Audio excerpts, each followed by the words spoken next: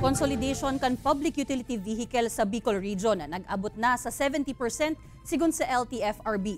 Ahensya kumpiyansang daima kulang an mga lunadan en kasong dagos ng ipangalad an pagbiyahe kan mga tradisyonal na jeepney. Si Rosie Nieva para sa detalye.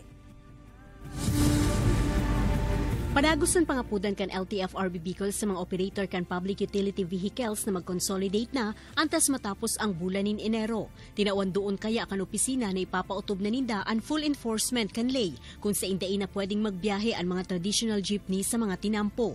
Sa pinakahuring consolidation report kan opisina, nagpakol na sa 70 to 80% ang consolidation sa bilog na rehiyon.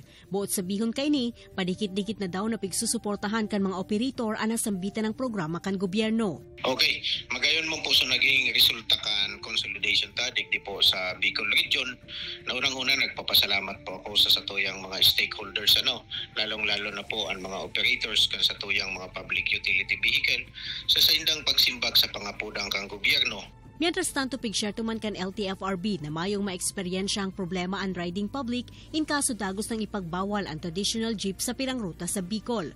All set naman subot ang sa indang contingency plan para sa nasambitan ng sitwasyon. Digdi po sa Bicol Region dahil dapat paghatitan sa tuyang mga commuters asin ang sa tuyang public na magkakakuha kita kipagkukulang sa transportasyon kung sakali man po na mag-enforce na po kami kay ito na sa mga day nag-consolidate day na po talaga makabiyahe. Ini si Rosie Nieva, Balitang Bicolanja.